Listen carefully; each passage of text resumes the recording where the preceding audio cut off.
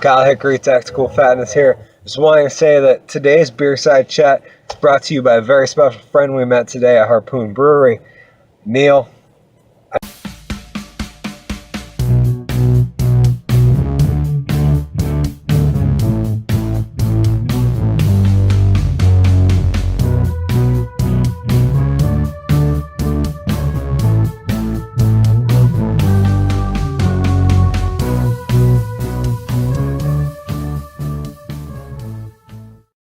Beerside Chat. Tonight we're rocking a little bit of B72 from 14th Star Brewing. Great patriotic company. Big thumbs up 14th Star Brewery.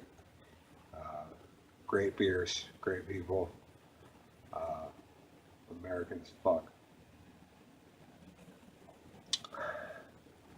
Today we're here on the Beerside Chat to talk a little bit about big change.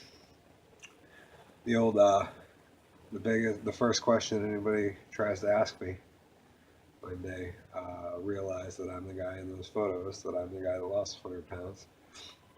I'm gonna be like, sorry if I'm a little stuffy. I was playing with the kittens earlier, and they're fucking cute, but allergic to little bastards. But sometimes you gotta power through that shit. People always ask, how'd you do it? How'd you lose 100 pounds? Like, what do I have to do to get where you are? What do I have to do to make that happen? How can I make it happen for me? Had a friend from high school comment on my Facebook recently with that same exact question, and I answered her as honestly as I could, and the honest fucking answer is consistency.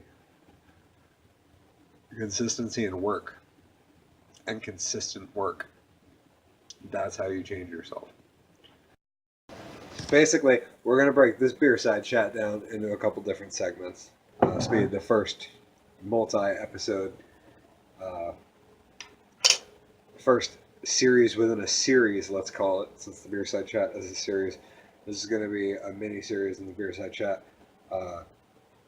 It's called How'd You Do It? Or How Was It Done? Or How'd You Lose 100 Pounds? Or whatever else we decide to call it. Basically, we're going to cover the big ones. Food, strength training, cardio training and lifestyle, supplementation, and drugs. The big four as far as we're concerned about changing body composition. Becoming a lot less fluffy and putting on some meat. A little muscle on there don't hurt. The simplest piece of advice I would give anybody that would change the modern American's life. Just one thing they would have to do to change their life the most as far as nutrition went would be to only eat things that have one ingredient. Stop and think about it. It sounds stupid. But because you're seeing all these fad diets now, right? You're seeing all these people like, oh, you need to do low carb, or you need to do vegan, or you need to be keto, or, oh, we're going to eat a sour cream and cheese and bacon, or all we're going to eat is raw vegetables. Like, no, the trick is balance. You're scientifically proven to lose more weight if you only eat 5 Twinkies a day than your standard balanced diet, which would probably be true, because I would say five Twinkies a day is probably like under 1,000 calories, and you'd lose a shitload of weight on under 1,000 calories a day. I don't give a fuck who you are. Me, I'm taking in about 2,500 calories a day right now. We're eating mostly whole foods. Definitely having some days when we break out the Blaze, even though it's not the Blaze, it's the B72. We're trying something different, supporting a different brewery. I'm sorry, Long Trail, still sponsor me, please. But we're always looking to Be like, you know what, Kyle, it's too expensive for me to eat healthy. You might have extra money because you don't have children. You just have a wife and a house, and you guys are driving new cars, and you did your transformation because you can afford to spend all the money you want on the food because food is expensive, and convenience foods are cheaper and easier. And I challenge that. It's really fucking cheap. Chicken breast and fucking rice. I can buy enough rice to last me a month for like $6, $7 a month, 30 cents a day, all the carbs I need, and that was if I went on solely rice, like 30 cents a day. The most chicken breast. How much chicken do you need to eat in a day to meet your maintenance? You go, you get a good score. You're talking like $1.99 to $3.99 a pound for chicken breast, boneless, skinless, ready to slap some seasoning on that bitch and toss it in the oven or on the grill. Uh, what's so goddamn expensive? For less than a bag of Cheetos, you can have 2 pounds of chicken and a rice cooker full of rice. Right? You get the chicken for $1.99. You get 2 pounds of it, $4 or $3.98. You invest $1 in rice, you got a rice cooker full. We don't even go through that much rice when we fill the rice cooker and we're doing meal prep. Do typically like 300 grams in it. Fill it to the second line, or 600 grams, fill it to 4 line. And that's like 30 or 60 cents depending on the size, and maybe another 5 cents if we're doing something fancy like Jasmine. Because the wife really likes that shit. And it's not like cooking is fucking hard, guys. It's not hard. It's pretty simple.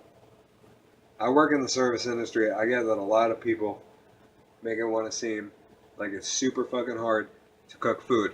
It's not. You get a grill,